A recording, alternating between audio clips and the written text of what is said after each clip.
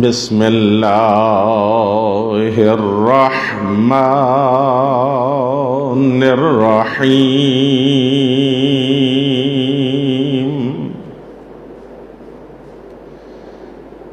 الحمد للہ رب العالمین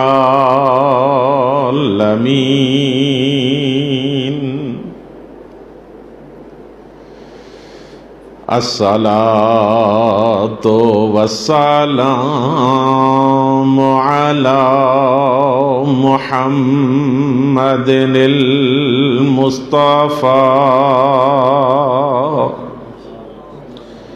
وعلى علی المرتضى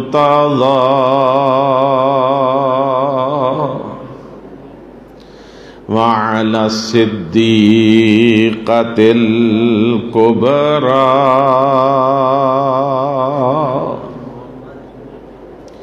وعلى الحسن المجتبى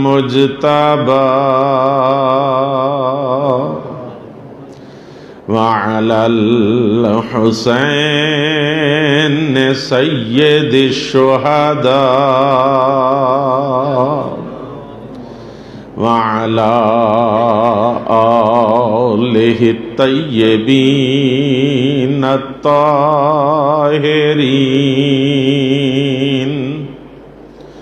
أما بعد فقد قال الحكيم في الحكيم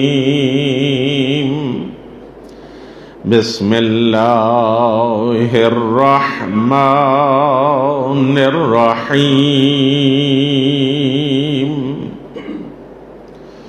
قل جاء الحق وزهق الباطل ان الباطل کان زہوقا صلوات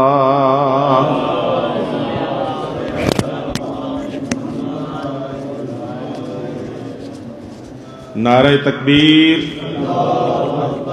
نعرہ تکبیر نعرہ رسالت نعرہ رسالت نعرہ حیدری نعرہ حیدری درود پڑھ لیجئے محمد و آل محمد پہ۔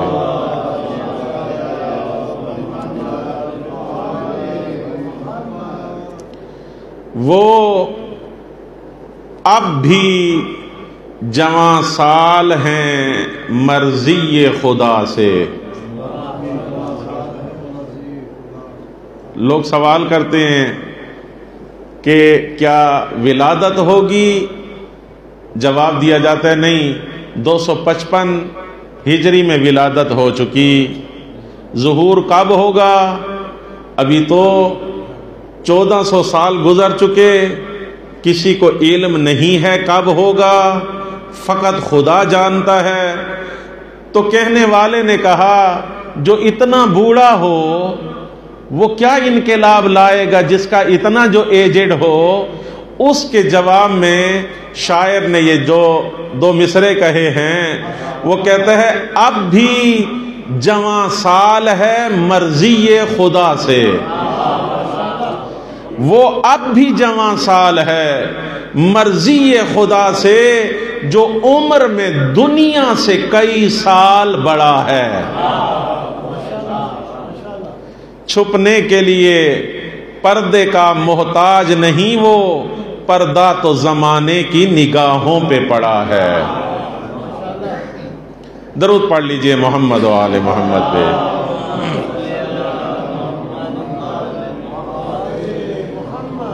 مسدس کا ایک بند اور اس کے بعد گفتگو کا آغاز کروں گا۔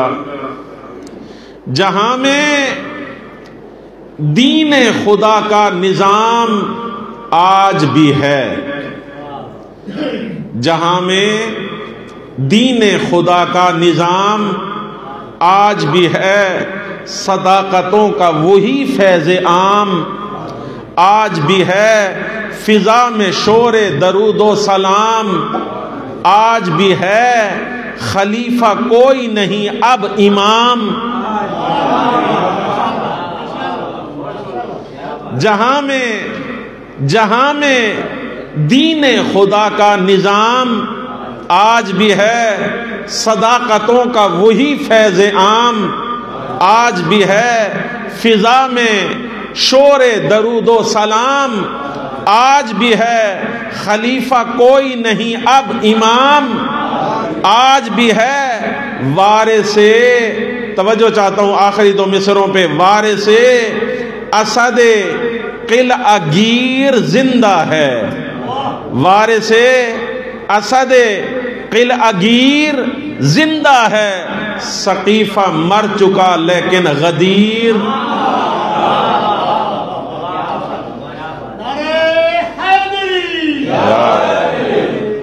سقیفہ مر چکا لیکن غدیر زندہ ہے۔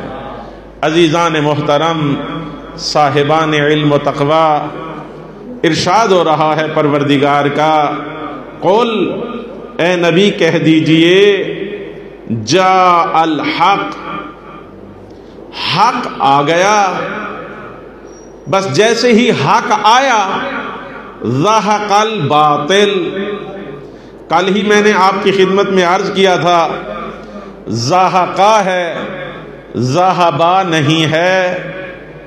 ذہبا کا معنی ہوتا ہے سٹیپ بائی سٹیپ جانا۔ درود پڑھ لیجئے محمد و آل محمد پہ۔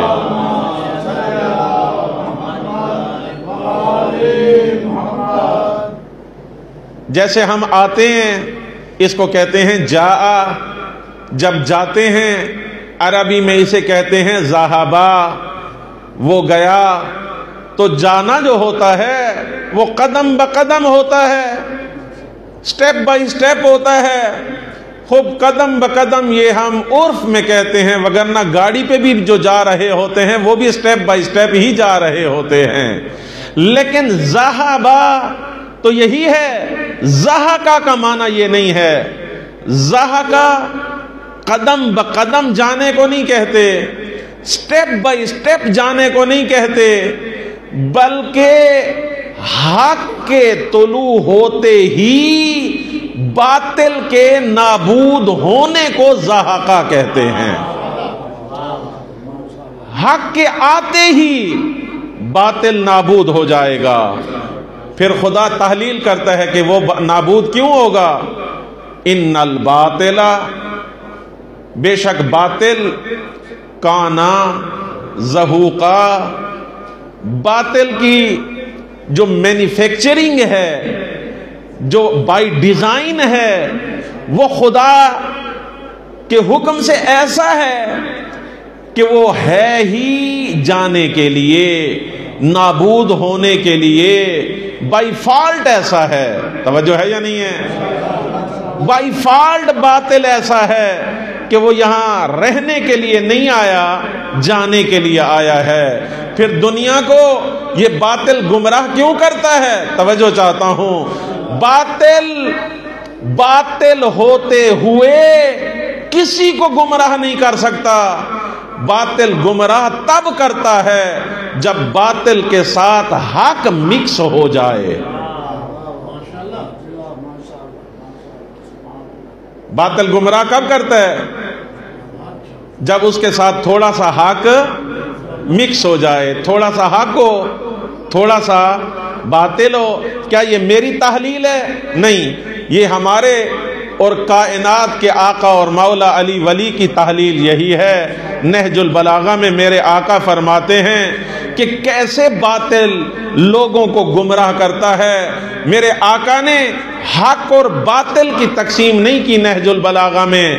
نہج البلاغہ میں فرماتے ہیں ایک ہوتا ہے حق، ایک ہوتا ہے باطل، لیکن ایک تیسری بھی صنف ہے اور اسے کہتے ہیں حق نما۔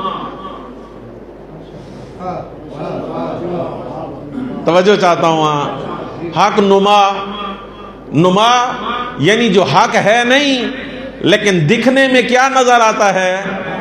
حق نظر آتا ہے لیکن حقیقت میں وہ حق ہے نہیں۔ لباس کون سا پہنا ہوا ہے؟ حق کا، لیکن کیا حق ہے؟ نہیں، حق نہیں ہے۔ وہ کیسے ہوتا ہے؟ حضرت امیر علیہ السلام نے نہج البلاغہ میں فرمایا یہ شیطان یہ کام کرتا ہے۔ کیا کہ میرے آقا فرماتے ہیں شیطان کیا کرتا ہے؟ یأخذ من ھذا ضغص ومن ھذا ضغص۔ ضغص کیسے ہیں؟ کہتے ہیں تھوڑے سے حصے کو۔ شیطان کیا کرتا ہے؟ تھوڑا سا حق اٹھاتا ہے، پھر تھوڑا سا باطل اٹھاتا ہے، فَيَمْزُجَانِ، ان دونوں کو مکس کر دیتا ہے۔ تھوڑا سا حق لیا، تھوڑا سا باطل لیا، ان دونوں کو مکس کر دیا، اور نتیجے میں کیا ہو گیا؟ وہ پھر حق نما ہو گیا۔ کیا وہ حق ہے؟ نہیں، حق نہیں ہے۔ باطل ہے؟ نہیں، باطل بھی نہیں ہے۔ تھوڑا سا حق ہے، تھوڑا سا باطل ہے۔ جب ایسی کنڈیشن ہو جاتی ہے پھر وہ گمراہ کرنا شروع کر دیتا ہے۔ وگرنہ اگر کوئی کہے میں باطل ہوں، کیا کوئی اس کی اتباع کرے گا؟ نہیں۔ جو بھی باطل ہے وہ بھی اپنے آپ کو کیا کہتا ہے؟ حق کہتا ہے۔ گھبرا تو نہیں گئے ہیں آپ؟ ایک مثال دے دوں، آج چونکہ آج کل پورے پاکستان کی ملت کے حواس کے اوپر جو ہے سیاست چھائی ہوئی ہے، لہذا سیاست کی مثال دے دیتا ہوں، سمجھنے میں آسانی ہوگی۔ آپ جس پارٹی کے لیڈر سے کہیں وہ کہتے ہیں میں حق ہوں۔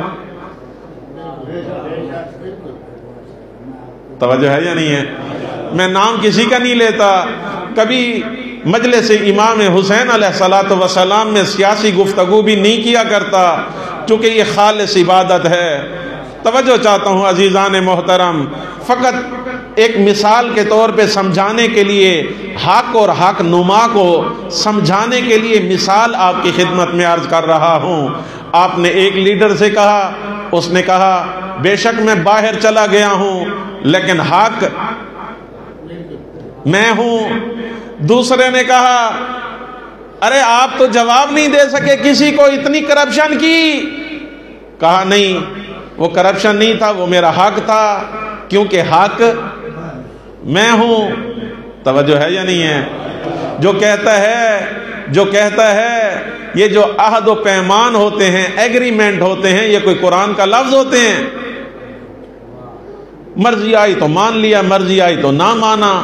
وہ بھی کیا کہتا ہے؟ حق میرے ساتھ ہے۔ حکمران کہتے ہیں حق ہمارے ساتھ ہے، علماء کہتے ہیں حق ہمارے ساتھ ہے۔ کون سے علماء؟ جو سیاست میں ہیں۔ جو علماء سیاست میں ہیں وہ کیا کہتے ہیں؟ حق ہمارے ساتھ ہے۔ ہر سیاسی پارٹی کا لیڈر آج کہہ رہا ہے کہ حق ہمارے ساتھ ہے، اور ہیں بھی متضاد قوتیں، متضاد، دن اور رات کی طرح ہے۔ ایک سرمایہ دارانہ جاگیردارانہ نظام کی ترویج کرتا ہے، ایک اس کی مخالفت کرتا ہے، متضاد، لیکن وہ بھی اپنے آپ کو حق کہتا ہے، یہ بھی اپنے آپ کو حق کہتا ہے۔ اب سیاست میں خالی نہ چلے جائیں، اگر ہم اپنا جائزہ لیں تو کیا ہمیں ایسا نہیں ملتا؟ جو نماز پڑھتا ہے وہ کہتا ہے میں کہاں جاؤں گا؟ جنت میں۔ جنت میں کون جائے گا؟ جو حق کی اتباع کرنے والا ہے وہی جنتی ہے نا۔ جو نماز پڑھتا ہے وہ کہتا ہے میں جنتی ہوں، جو نہیں پڑھتا اور فقط عزاداری کرتا ہے وہ بھی کہتا ہے میں جنتی ہوں۔ عزاداری میں بھی جو سینہ زنی کرتا ہے وہ بھی کہتا ہے میں جنتی ہوں، اور جو سینہ زنی نہیں کرتا، خالی نوحہ خوانی کرتا ہے، وہ بھی کہتا ہے میں جنتی ہوں۔ علماء میں بھی، مذہبی پارٹیوں میں بھی، جو دینی انجمنیں ہیں، ہر بندہ اپنے آپ کو کیا کہتا ہے؟ حق۔ بالآخر یا نماز پڑھنے والا جنت میں جائے گا یا نہ پڑھنے والا جنت میں جائے گا؟ یہ بھلا ہو سکتا ہے؟ نمازی بھی جنت میں، غیر نمازی بھی جنت میں؟ گھبرا تو نہیں گئے ہیں آپ؟ جو سیاستدان ہیں وہ بھی جنت میں، جو مذہبی لوگ ہیں وہ بھی جنت میں۔ بالآخر حق کیا ہے؟ وجہ یہی ہے، سمجھتا ہر بندہ اپنے آپ کو حق ہے، لیکن کیا واقعاً وہ حق ہے؟ نہیں۔ یہ شیطان نے اس کو باور کرایا ہے کہ آپ حق ہو، وگرنہ ہوا کیا ہے؟ یَأْخُذُ مِنْ هَذَا زِغْصٌ وَمِنْ هَذَا زِغْصٌ، تھوڑا سا حق لیا، تھوڑا سا باطل لیا، فَيَمْزِجَانِ، اور ان کو مکس کیا تاکہ دیکھنے والے کی نظر کس پہ رہے؟ ایک جملہ کہنا چاہتا ہوں آپ کی خدمت میں، دیکھتا ہوں کہاں تک جاتا ہے۔ جو مسلمان ہیں، ہمارے لیڈروں کا چہرہ کیسا ہے؟ جو مسلمان ہیں وہ سمجھتے ہیں یہ مسلمانوں کا لیڈر ہے، اور جو کفار ہیں وہ کہتے ہیں، انہوں نے چہرہ ایسا بنایا ہوا ہے، وہ کہتے ہیں یہ تو ہے ہی ہمارا۔ مسلمان کہتے ہیں یہ ہمارا ہے، کفار کہتے ہیں یہ ہمارا ہے۔ لبرلز وہ کہتے ہیں یہ ہم میں سے ہے، مذہبی طبقہ وہ کہتے ہیں یہ ہم میں سے ہے۔ آخر ہے کیا؟ وجہ کیا ہوئی؟ غلطی کہاں سے شروع ہوتی ہے؟ مشکل کہاں سے ہے؟ یہ توجہ سے سنیے گا یہ جملہ۔ جب امام زمانہ کا ظہور ہوگا نا، کل بھی میں نے آپ کی خدمت میں عرض کیا تھا کہ مجھے کوئی روایات میں ایسی جنگیں نہیں ملی کہ جو امام کافروں سے کریں گے ظہور کے بعد، لیکن 8 سے 9 مہینے کی جنگ ملی ہے جو مسلمانوں سے ہوگی۔ یہ کون ہے؟ یہ وہ مسلمان ہیں جو اپنے آپ کو حق سمجھتے ہیں۔ ایک لطیفے کے طور پہ ہے روایتاں، لیکن ذاکرین باقاعدہ طور پہ ممبر سے یہ بیان کرتے ہیں، بعض علماء بھی بیان کرتے ہیں، میں بھی یہ بیان کیا کرتا ہوں، اور لطیفے کے طور پہ بیان کی جاتی ہے یہ بات، لیکن ہے روایت۔ توجہ چاہتا ہوں ہاں کہ جب امام کا ظہور ہوگا تو امامے والوں کے گردنیں امام زمانہ آ کے کاٹیں گے۔ پھر اس کو مختلف لطیفوں کی شکل میں کہ کسی کوئی آیا، وہ سارے ہاتھوں پہ بوسہ دے رہے تھے مولانا کے، اس نے آ کے گردن پہ بوسہ دیا۔ کسی نے کہا بھئی سب تو ہاتھوں پہ بوسہ دے رہے ہیں، آپ گردن پہ کیوں؟ کہا چونکہ یہاں پہ امام کی تلوار آنی ہے تو میں ایڈوانس میں پیشگی امام کی تلوار کا بوسہ لے رہا ہوں۔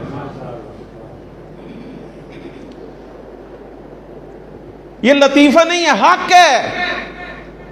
توجہ چاہتا ہوں، یہ حق مطلب ہے، روایت میں ہے، لیکن اس کو تحلیل کی ضرورت ہے، اسے کھولنے کی ضرورت ہے۔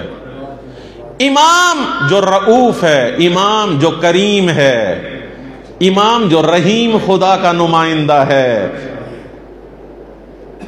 کیا امام اپنے ماننے والوں کو قتل کرنے کے لیے آ رہا ہے؟ نہیں، امام تو دنیا کو آباد کرنے کے لیے، نظام عدل کو دنیا میں نافذ کرنے کے لیے آئے گا۔ پوری کائنات میں نظام عدل ہوگا، پوری کائنات میں نظام عدل ہوگا، عدالت الہی کو نافذ کرنے کے لیے امام زمانہ تشریف لائیں گے، یہ ظلم ختم ہو جائے گا۔ پھر ان علماء کی گردنوں پہ تلوار، سمجھنے کی ضرورت ہے۔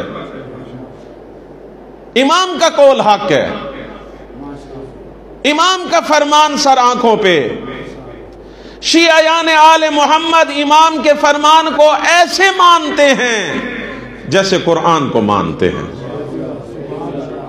توجہ ہے یا نہیں ہے؟ جیسے قرآن کو تفسیر کی ضرورت ہوتی ہے ایسے فرمان معصوم کو بھی تفسیر کی ضرورت ہوتی ہے.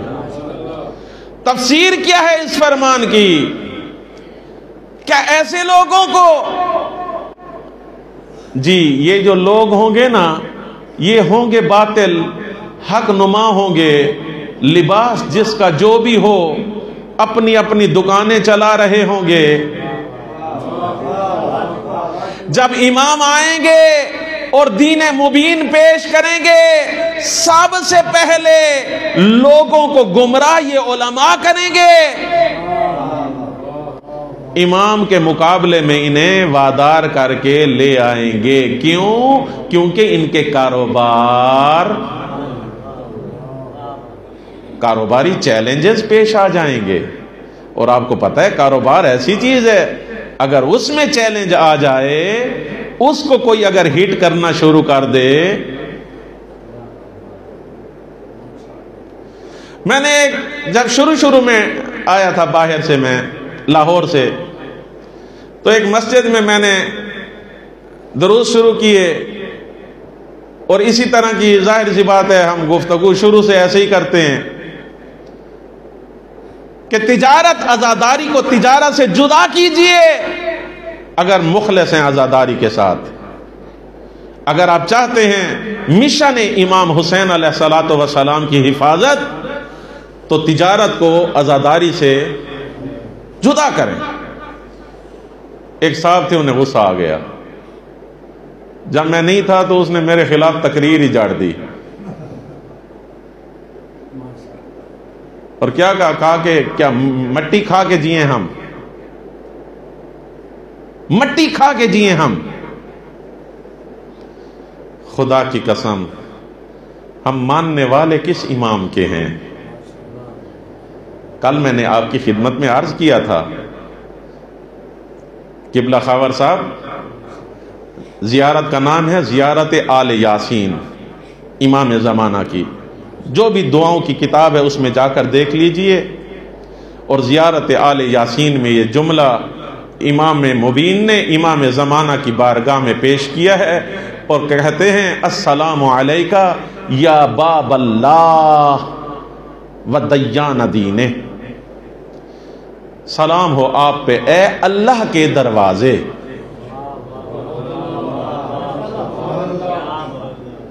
سلام ہو آپ پہ اے اللہ کے دروازے. کل ہی میں نے عرض کیا تھا میرا یہ دروازہ ہے باہر.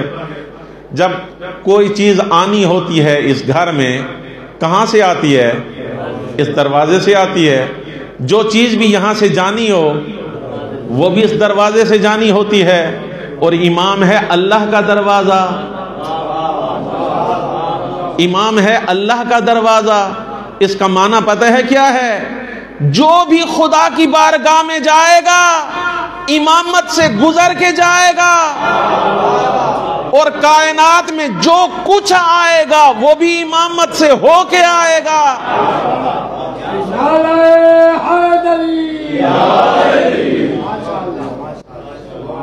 عقیدہ یہ ہو، ایمان یہ ہو، نوکری ہو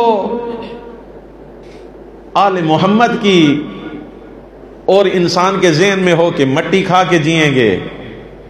اللہ اکبر. کائنات کو جو دیتا ہے کیا اپنے نوکروں کو نہیں دیتا؟ جی وہ لجپال ہے، وہ ماننے والوں کو دیتا ہے، جو انہیں نہیں مانتے انہیں دیتا ہے، وہ سب کو دیتا ہے. کیا اپنے نوکروں کو نہیں دے گا؟ نہیں، ایمان کو مضبوط ہونا چاہیے. عزاداری سے یہی بات میں نے ایک جگہ پہ، یہ علاقہ ہے کندیاں، ایک بہت بڑا جلسہ تھا، بڑے لوگ تھے، مجھے بھی بلایا گیا. میں نے وہاں پہ مجلس سے ہٹ کے ایک جملہ کہہ دیا، بانیوں کو بہت برا لگا. اور وہ کیا تھا؟ وہ یہ تھا کہ امام حسین علیہ الصلوۃ والسلام کی جو مجلس کی تجارت کرتا ہے وہ تاجر ہے، یہ تو سب جانتے ہیں، یہ تو سب معروف ہے، یہ کوئی ایسا جملہ نہیں ہے جو کسی کے دل پہ ہٹ کرے. لیکن میں نے کہا کہ جو بیچتا ہے نا، یعنی وہ خون امام حسین بیچتا ہے. میں نے یہ جملہ کہہ دیا وہاں پہ کہ بیچنے والا کیا دیواروں کو بیچ کے جاتا ہے یا اس کے لیے کوئی خریدار بھی چاہیے؟ کوئی بھی سودا ہوتا ہے شاہ صاحب، اس میں ایک بائع ہوتا ہے، ایک مشتری ہوتا ہے، ایک بیچنے والا ہوتا ہے، ایک خریدنے والا ہوتا ہے. بیچنے والوں کا تذکرہ تو کرتے ہو، خریدنے والوں کا تذکرہ کیوں نہیں کرتے؟ حق بات کریں گے تو پھر نتیجہ کیا ہوا؟ وہاں سے میں نکلا، حتیٰ اڈے تک آنے کے لیے بھی میرے پاس کچھ نہیں تھا، اور وہ پہلی اور آخری مجلس تھی وہاں پہ. خوب کیا مجالس ختم ہو گئی ہیں. کائنات کے ذرے ذرے میں کوئی ایسا ملک نہیں ہے، میں نے تو بڑے ملک دیکھے ہیں، کوئی ایسا ملک نہیں ہے جہاں ذکر حسین ابن علی نہ ہوتا ہو. یہ لجپال ذات ڈیوٹیاں لگاتی ہے، جاؤ فلاں جگہ پہ جاؤ، جاؤ فلاں جگہ پہ جاؤ، جگہ جگہ پہ حسین حسین ہو رہا ہے. یہ کسی پڑھانے والے کا محتاج نہیں ہے، نہ پڑھنے والے کا یہ ذکر محتاج ہے. ہم نہیں تھے تب بھی حسین حسین تھا، آج ہیں آج بھی حسین حسین ہے، کل نہیں ہوں گے پھر بھی حسین حسین ہوگا. نعرہ تکبیر، اللہ اکبر، نعرہ رسالت، یا رسول اللہ، نعرہ حیدری، یا حسینیت زندہ باد، حسینیت زندہ باد، یزیدیت مردہ باد، یزیدیت مردہ باد. بر محمد و آل محمد بلند تر صلوات. اللہم صلی علی محمد و آل محمد. عزیزان محترم، حق کو باطل سے جدا کرنا. لوگ کہتے ہیں زمانہ غیبت کبریٰ میں ہمارا وظیفہ کیا ہے، ایک مومن کیا کرے؟ بنیادی ترین سوال، آسان ترین اور مشکل ترین. لفظوں میں کتنا آسان ہے، مولانا امام کی غیبت کے دور میں ہم کیا کریں؟ کتنا بنیادی اور آسان سا سوال ہے، لیکن اس کا جواب بہت مشکل ہے. اس کا جواب بہت مشکل ہے. روایات ہمیں یہ بتاتی ہیں، توجہ چاہتا ہوں، روایات ہمیں یہ بتاتی ہیں اور آیات سے یہ پتہ چلتا ہے، آیات سے، کہ وہ آیت بھی ابھی آپ کی خدمت میں تلاوت کروں گا. روایات اور آیات سے یہ پتہ چلتا ہے زمانہ انتظار اپنے آپ کو خالص کرنے کا زمانہ ہے. اپنے آپ کو خالص کریں، یہ وقت دیا گیا ہے ہمیں. خدا کی قسم، باقی جو 11 اماموں کی امتیں تھیں ان کو یہ وقت نہیں ملا، 12ویں کی امت کو یہ وقت ملا ہے. 11 اماموں کی امت کو یہ وقت نہیں ملا، 12ویں کی امت کو یہ وقت ملا ہے. کیا؟ اپنے آپ کو خالص کرو. ہمارا وظیفہ کیا ہے؟ ہم اپنے آپ کو خالص کریں. اور یہ روایت ہے، ایک روایت بھی سن لیجئے، اور روایت امام باقر علیہ الصلوۃ والسلام سے ہے.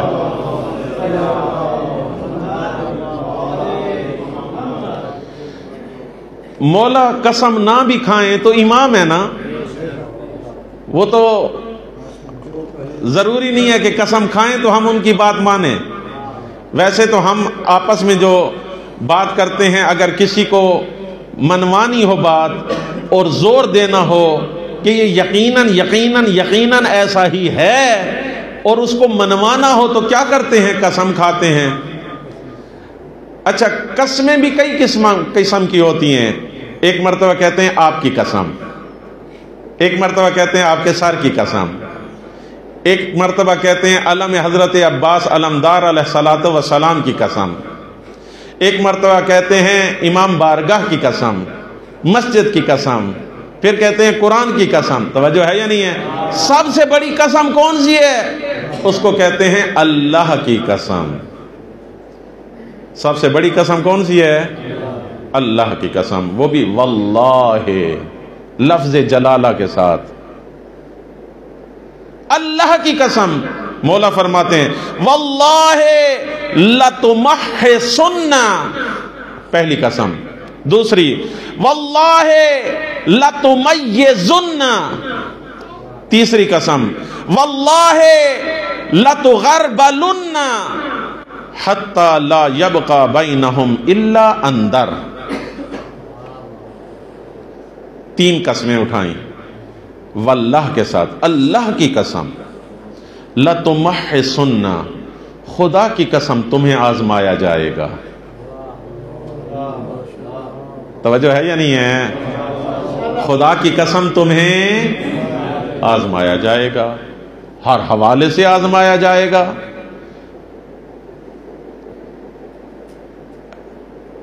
لتمحصن عربی زبان میں تمحیص سے ہے. تمحیص سونے کو اگر خالص کرنا ہو تو کس طریقے سے خالص کرتے ہیں سونے کو؟ اس کو تیزاب اس میں ڈالتے ہیں، پہلے سرخ کرتے ہیں، پھر اس میں تیزاب ڈالتے ہیں. تیزاب ڈالنے کے بعد جو سونا ہوتا ہے جدا ہو جاتا ہے، باقی ملاوٹیں جدا ہو جاتی ہیں. توجہ ہے یا نہیں ہے؟ لیکن تیزاب آخر میں ڈالا جاتا ہے، پہلے نہیں ڈالا جاتا. پہلے اسے اس سونے کو مٹی کے برتن میں ڈالا جاتا ہے، پھر اسے بٹھی پہ چڑھایا جاتا ہے، اور اس میں اتنی زیادہ حرارت ہوتی ہے کہ وہ پگھل جاتا ہے. جب پگھل جاتا ہے تو پھر اس کے اندر تیزاب ڈالا جاتا ہے، تب سونا جو خالص ہوتا ہے جدا ہو جاتا ہے، اور جو اس کے ساتھ ملاوٹ ہوتی ہے وہ جدا ہو جاتی ہے. تو کتنے درجے ہیں، کتنے مرتبے ہیں عزیزان محترم. جب مولا کا ظہور ہوگا تو مومنوں کو میرے آقا اور مولا چوتھے پانچویں امام یہ فرما رہے ہیں اس انداز سے جدا کر دیا جائے گا، اس انداز سے خالص کیا جائے گا. اور خالص ہوں گے کیسے؟ خالص ہوں گے ایک نمونہ خلوص کا جو ہم نے اپنی زندگی میں اپنی آنکھوں سے اس دور میں دیکھا اور سنا ہے، کیوں نہ وہ نمونہ آج آپ کی خدمت میں عرض کروں. توجہ ہے یا نہیں ہے؟ معجزے ہوتے ہیں نا، ہم ماشاءاللہ معجزے پڑھتے ہیں. بعض لوگ مخالفت کرتے ہیں، لیکن میں قطعاً مخالفت نہیں کرتا. معجزہ آل محمد کا بیان کیا جائے. کیوں؟ معجزے سے ہی تو ایمان امام کے اوپر مضبوط ہوتا ہے نا، عقیدہ مضبوط ہوتا ہے نا. تو مجالس کس لیے ہیں؟ عقیدہ مضبوط کرنے کے لیے ہیں. تو معجزے بیان کیے جائیں. ہماری صدی کا ہم نے اپنی آنکھوں کے ساتھ دیکھا، اپنے دور میں میڈیا سے سنا. ایک فرد تھا شہید ہو گیا، ایک فرد تھا، وہ فرد تو نہیں تھا، ایک آدمی. توجہ چاہتا ہوں، ایک آدمی جنرل قاسم سلیمانی، ایک عراق میں گیا، وہاں پہ آرمی بنائی. لبنان میں گیا، وہاں پہ آرمی بنائی. سیریا میں گیا، وہاں پہ آرمی بنائی. جہاں جہاں پر ایک جملہ سنیے گا، اور یہ جو جملہ ہے گورنر کردستان جو عراق کا علاقہ ہے اس کا گورنر، اور گورنر بھی تھا اور ملک کا صدر بھی تھا. کردستان کی کل فورس 90,000. کتنی؟ 90,000 فوج. 90,000. داعش نے حملہ کیا، اور وہ ایسے مارتے مورتے آئے جیسے پتہ نہیں گاجر مولی کاٹتے ہوئے آ رہے ہیں. یہ ڈر گیا، کہا کہ بس یہ صدارتی محل بھی گیا، سب کچھ گیا. اتنے میں اس کو سیکٹری نے کہا کہ ایران فون کر دو. کہا ایران کیا کر سکتا ہے؟ کہا کرو تو صحیح، جو ڈوب رہا ہو، ڈوبتے کو تنکے کا سہارا بھی ملے تو وہ اسے پکڑتا ضرور ہے. اس نے فون کیا، انہوں نے کہا کہ 3 گھنٹے ہمیں چاہیے، 3 گھنٹے میں ہم پہنچ رہے ہیں، 3 گھنٹے تک دفاع کرو صدارتی محل کا. 3 جب گھنٹے گزرے، ایک ہیلی کاپٹر لینڈ کیا. یہ میں اس کے اپنے آرگومنٹس ہیں جو میں نے پڑھے ہیں. جلال طالبانی جو صدر تھا اس وقت، اس کے آرگومنٹ پڑھ رہا ہوں. کہا 20 لوگ اترے. میں نے کہا ہماری 90,000 کی فورس ہے اور وہ ان سے ہار رہی ہے. اور یہ اتنے تسلی سے 20 آدمی، کل 20 آدمی. کہا یہ 20 تو نہیں تھے، ایسے لگتا تھا جیسے یہ 2 لاکھ ہوں، 20 لاکھ ہوں. بس جیسے یہ آئے اور ان کا نام سنا، داعش والوں نے دوڑنا شروع کر دیا. خالص ایک ہو، خالص ایک ہو تو کیا کرتا ہے؟ دنیا کی جو اس وقت ایٹمی پاور ہے، سپر طاقت ہے، اس کو چیلنج کیا، اسرائیل کو چیلنج کیا، داعش کو چیلنج کیا، ہر میدان کو، ہر ایک کو شکست دی. خدا کی قسم ابھی ہمیں معلوم نہیں ہے وہ جو 313 ہوں گے وہ شاید اس سے بھی سپیریئر ہوں گے. جب ایک آدھی دنیا کو فتح کر سکتا ہے تو 313 کیا کریں گے؟ ایسے خالص. ایک روایت میں نے پڑھی 313 کے حوالے سے، بڑی ذمہ داری سے یہ جملہ سن لیجئے گا، ارباب فہم حضرات بیٹھے ہوئے ہیں. معصوم فرماتے ہیں ان 313 میں 50 خواتین بھی ہیں.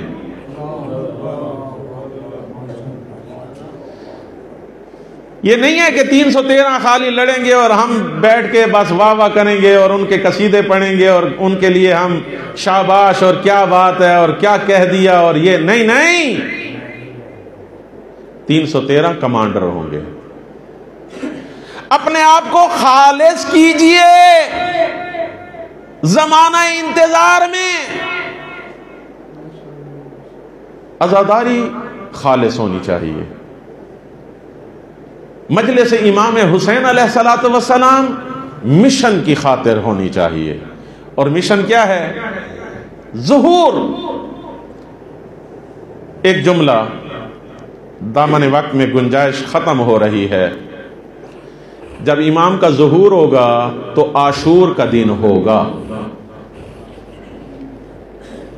عاشور کے دن امام زمانہ کا عجل اللہ تعالی فرجہ الشریف کا ظہور ہوگا. یہ قرآن کریم کی آیت ذرا ملاحظہ فرمائیں. قرآن کہتا ہے یوم یأتی، ایک ایسا دن بھی آئے گا، لا ینفع، نفع نہیں ہوگا، لا ینفع نفع نہیں دے گا، نفسن کسی آدمی کو، ایمانوہا اس کا ایمان اس کو کوئی نفع نہیں. اللہ اکبر. یوم یاتی، ایک ایسا دن ہوگا، لا ینفع نفع نہیں دے گا، نفسن کسی آدمی کو، ایمانوہا اس کا ایمان اس کو نفع نہیں دے گا. مگر کب دے گا؟ لم تکن آمنت من قبل، اگر اس سے پہلے اس نے اپنے ایمان کو خالص کر لیا تو نفع دے گا. اگر اس سے پہلے اس نے ایمان کو خالص نہیں کیا تو اس وقت ایمان کا پھر کوئی فائدہ نہیں ہوگا. یہ کون سا دور ہے؟ یہ دور ہے امام زمانہ کے ظہور کا.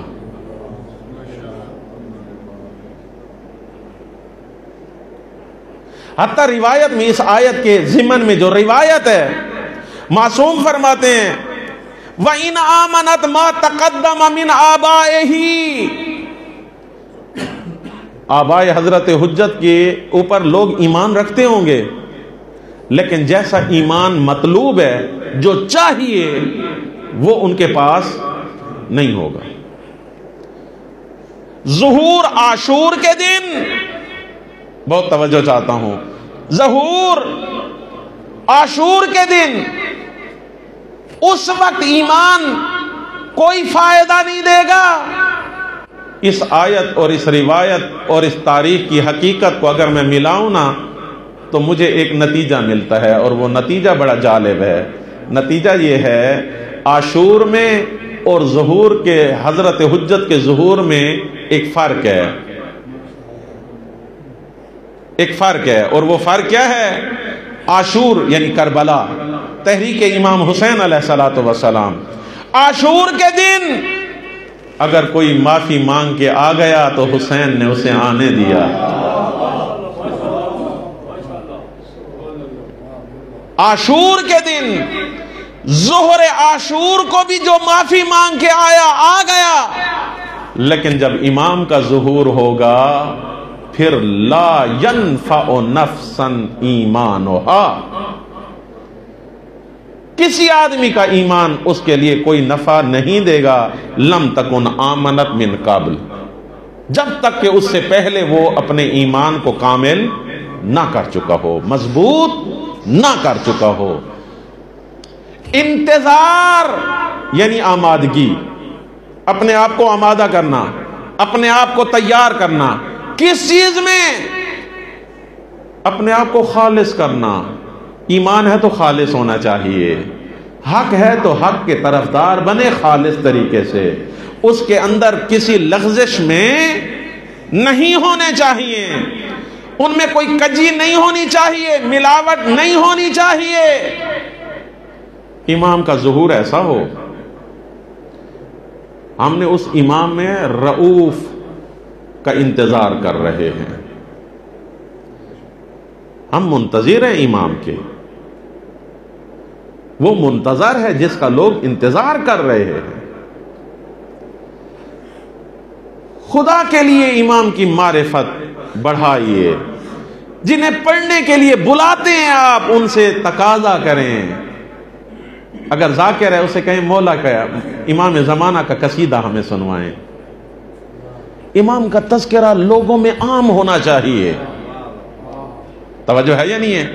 مولانا ہے اسے موضوع دیں، اسے کہیں معرفت امام کے حوالے سے جو جانتے ہیں وہ بیان کریں، یہاں پہ جتنے لوگ ہیں کچھ نہیں جانتے۔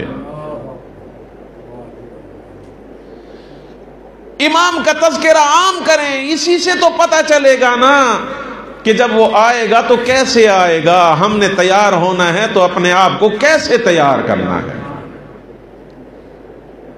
خدا کی قسم مریں گے جب اٹھیں گے تو امام زمانہ کے ساتھ اٹھیں گے۔ آج ہر سیاستدان کے بیان کو پڑھتے ہیں، اسے جانتے ہیں، لیکن اپنے زمانے کے امام کا نہ تو بیان پڑھتے ہیں نہ اسے مانتے ہیں، نہ جانتے ہیں۔ مانتے ہیں لیکن جانتے نہیں۔ کیا یہ درست ہے؟ کیا وہ راضی ہوگا؟ اس نے تو راضی نہیں ہونا۔ کل بھی میں نے آپ کی خدمت میں عرض کیا، وہ ایک ایک فرد، شیعہ کے ایک ایک فرد کو بائی نیم جانتا ہے۔ قبلہ میں نے روایت میں پڑھا ہے، ایک ایک فرد، شیعہ کے ایک ایک فرد کو مولا امام زمانہ بائی نیم جانتے ہیں، ان کا نام، ان کے والد کا نام، سب کچھ جانتے ہیں، اور یہ بھی کہتے ہیں او ہمارے شیعو، ہم آپ کے حق میں کبھی بھی سستی نہیں کرتے، ہمیں کم سے کم یاد تو کر لیا کرو۔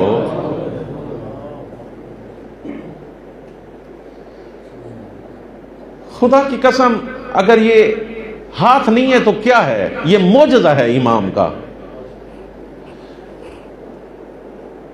آل محمد کے ماننے کے دشمن کتنے ہیں؟ آل محمد کو ماننے والوں کے دشمن اس دنیا میں کتنے ہیں جی؟ بے شمار. پیسہ ان کے پاس کتنا ہے؟ وہ بھی بے شمار. ان سب پہ بھی بے شمار. آل محمد کے ماننے والوں کے دشمن بھی بے شمار، پیسہ بھی بے شمار، ٹیکنالوجی بھی بے شمار، سیاست بھی بے شمار. توجہ ہے یا نہیں ہے؟ اور ہماری طرح نہیں ہے مجلس میں آئے سنا اور چلے گئے اور پھر اپنی زندگی میں نہیں. باقاعدہ بجٹ تشکیل دیتے ہیں. ان کے بڑے بڑے اسکالرز بیٹھ کے وہ تلاش کرتے ہیں کہ شیعہ کے کون سے اس میں رکھنا ڈالنا ہے، کیسے ان کے لوگوں کو گمراہ کرنا ہے. توجہ ہے یا نہیں ہے؟ اور یہ کام یہ نہیں ہے کہ انہوں نے یہ سوچا اور یہ کر رہے ہیں. توجہ چاہتا ہوں، خدا کی قسم بنی عباس نے یہی کام تو اپنی زندگی میں کیے ہیں. جب امام زمانہ ابھی آئے نہیں تھے، تشریف نہیں لائے تھے، امام حسن عسکری علیہ السلام کا دور تھا، امام علی نقی علیہ السلام کا دور تھا، اور ان دو اماموں کو ان ملعونوں نے نظر بند کیا تھا فوجی چھاونی میں.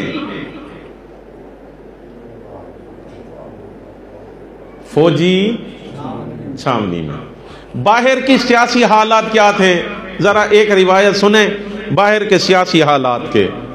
امام حسن عسکری علیہ السلام نے مومنوں کو منع کیا کہ جب کبھی تم مجھے بازار میں دیکھو نہ مجھے سلام کرنا نہ میری طرف اشارہ کرنا.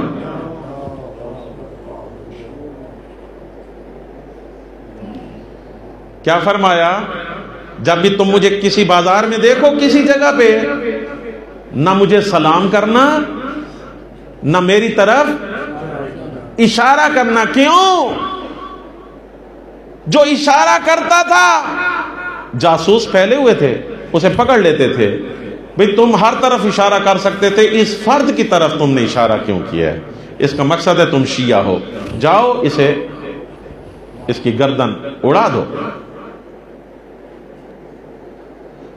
اتنا بازار بھرا ہوا ہے، لوگ آ جا رہے ہیں، کسی کو بھی تم سلام کر سکتے ہو. تم نے اس فرد کو، حسن عسکری کو تم نے سلام کیا، اس کا مقصد ہے کہ تم اس کے ماننے والے ہو. حالات آپ کو بتا رہا ہوں کہ حالات کیسے تھے. حالات ایسے ہیں.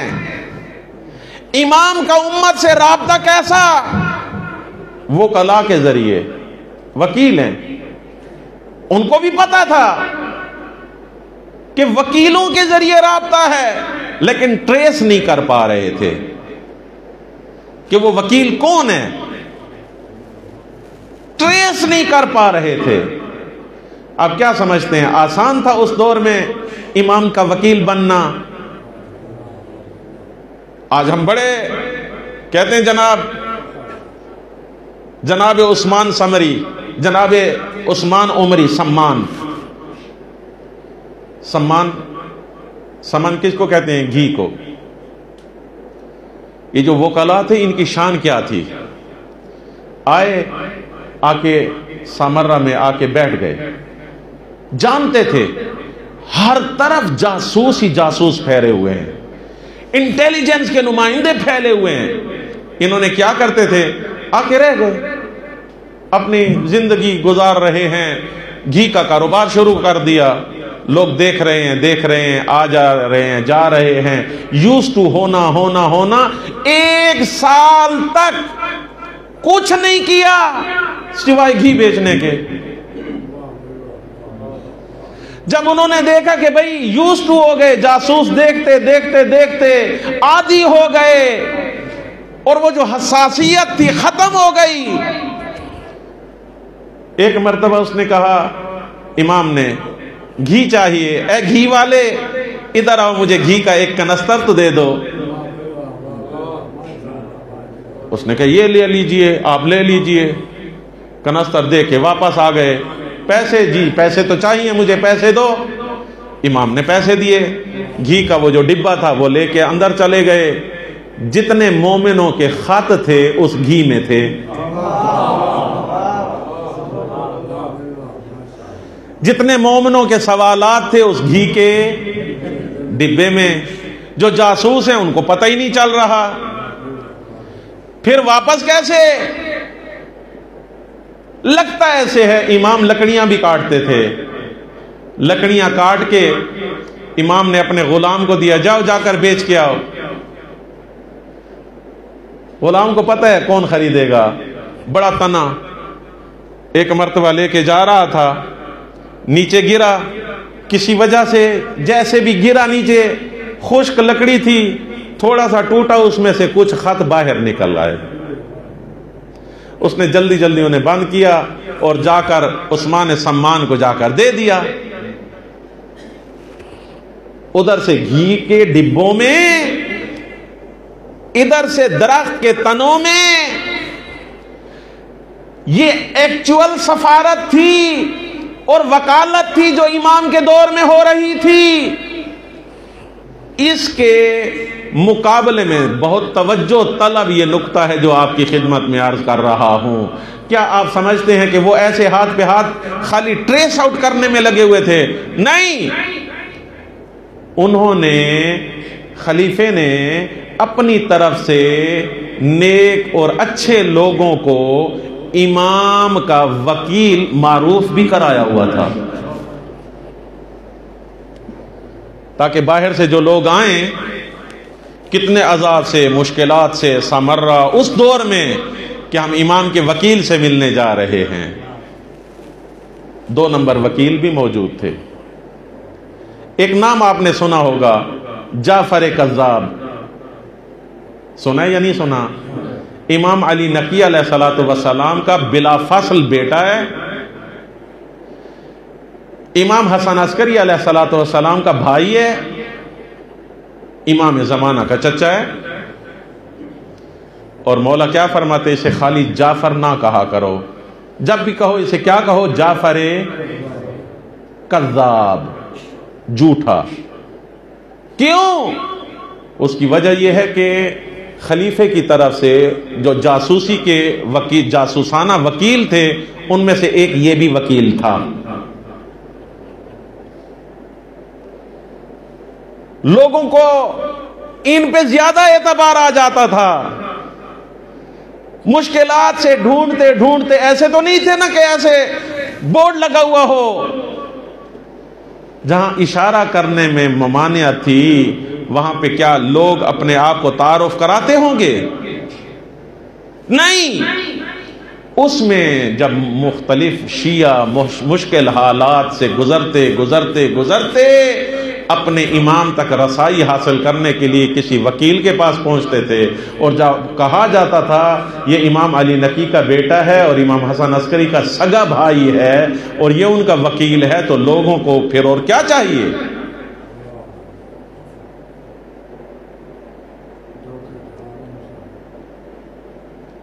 خدا کے لیے یہ دین ہمارے ہاتھوں تک آسانی سے نہیں آیا، امامت ہمارے ہاتھوں تک آسانی سے نہیں پہنچی، یہ عقیدہ ہمارے ہاتھوں تک آسانی سے نہیں آیا۔ اس پہ بڑے بڑے علماء، بڑے بڑے اصحاب، وکلاء، سفراء، ائمہ کے، ان کا خون لگا ہوا ہے۔ عزیزان محترم، اپنے آپ کو خالص کریں۔ جب خالص کریں گے، یہی وجہ ہے کل جو میں نے آپ کو توقیع کی ڈیفینیشن دی تھی، آگے بھی یہ جو 2 نمبر وکیل بنے ہوئے تھے، ان کے مقابلے میں جب خالص مومن آتے تھے تو پھر امتحان کیسے لیتے تھے؟ یہ خالی کاغذ ہے، سوال ہمارے دل میں ہے، امام سے کہیں اس پہ جواب دے دیں۔ اب اگر واقعاً ان کا امام کا نمائندہ ہے تو جواب آ جائے گا، اگر نہیں ہے تو بس بات ختم۔ عزیزان محترم، مولا فرماتے ہیں واللہ لتمحصن، خدا کی قسم تمہیں آزمایا جائے گا، اور دوسری واللہ لتمیزن، تو میہ زنہ چلتا ہے جب گندم کو تنکوں سے چھانا جاتا ہے چھاج میں. پہلے ایسے ہوتا تھا، چھاج ہوتی تھی اور اس میں چھانی جاتی تھی گندم، خالی اوپر نہیں اڑائی جاتی تھی، ایسے اس کو ایسے بھی کرتے تھے، ایسے بھی کرتے تھے. یہ بتا رہے ہیں کہ اس دور میں کیسے کیسے زلزلے آئیں گے، عقیدتی زلزلے بھی آئیں گے، اور کس انداز سے مومنوں کو منافقوں سے جدا کیا جائے گا. اور تیسری واللہ لتغربلن، غربال، غربال کسے کہتے ہیں؟ ایک چیز کو دوسری سے بالکل جدا کر دینا. اتنے پیمانوں سے گزر کے مولا فرماتے ہیں لا یبقى بینہم، نہیں بچیں گے. وہ جو ہم کہتے ہیں نا اکثر، نہیں، کثرت اس میں رہ جائے گی. لا یبقى، باقی نہیں رہے گا، بینہم، ان کے درمیان، الا اندر، بہت کم بچیں گے. لیکن جو کم بچیں گے وہ خالص ہوں گے، اور وہ ایسے خالص ہوں گے، ہر ایک اپنی جگہ پہ مکمل کمانڈر ہوگا. 313 ایسے. عزیزان محترم، پتہ نہیں ہم اس دور کو دیکھیں گے یا نہیں دیکھیں گے، لیکن یہ تو دل میں ہے نا کہ ہم منتظر ہیں. خدا کا لاکھ لاکھ شکر ہے کہ ہم منتظر ہیں. کل میں نے روایت آپ کی خدمت میں جناب ابو بصیر کی اصول کافی سے پیش کی تھی. صادق آل محمد کے سامنے کھڑے ہو کے جب مولا نے امام زمانہ کے فضائل پڑھے اور انتظار کے فضائل پڑھے تو جناب ابو بصیر فرماتے ہیں اے کاش میں بھی منتظرین حضرت حجت میں سے ہوتا. بھئی امام حاضر و حی و موجود کے تو سامنے آپ بیٹھے ہوئے ہیں. کیوں؟ ان لوگوں کو انتظار نہیں ملا، ہمیں انتظار ملا ہے. انتظار یعنی آمادگی کا پیریڈ، اپنے آپ کو تیار کرنا، اپنے آپ کو خالص کرنا. مولا علی کے دور کے لوگوں کو یہ پیریڈ نہیں ملا، امام حسن کے دور کے لوگوں کو یہ وقت نہیں ملا، میرے آقا اور مولا حسین کے دور کے لوگوں کو یہ وقت نہیں ملا. لیکن امام زمانہ کے دور کے لوگوں کو یہ وقت ملا کہ اپنے آپ کو خالص کریں، آلودگیوں سے اپنے آپ کو جدا کریں، مذہب آل محمد کو درست انداز سے سیکھیں.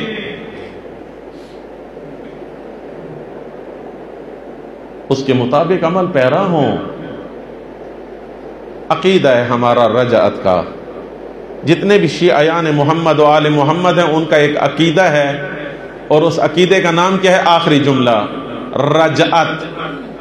رجعت یعنی مرنے کے بعد دوبارہ زندہ ہونا. رجعت یعنی مرنے کے بعد دوبارہ زندہ ہونا. ہمارا عقیدہ ہے جس کے دل میں حقیقی آرزو ہے نا کہ نرجس کے لال کا ظہور ہو، مہدی فاطمہ کا ظہور ہو، اور اس کی حکومت ہو اور میں اپنی آنکھوں سے دیکھوں، جس کے دل میں یہ آرزو ہو، معصوم فرماتے ہیں وہ مر کے بھی مرتا نہیں ہے. اسے مہدی آل محمد جب ظہور کریں گے قبروں سے اٹھائیں گے اور کہیں گے آؤ جس تمنا میں دل میں رکھ رکھ کے تم مر گئے تھے، آؤ آج آ کے ہماری حکومت دیکھو، آج آ کے ہماری بادشاہت دیکھو، آج دیکھو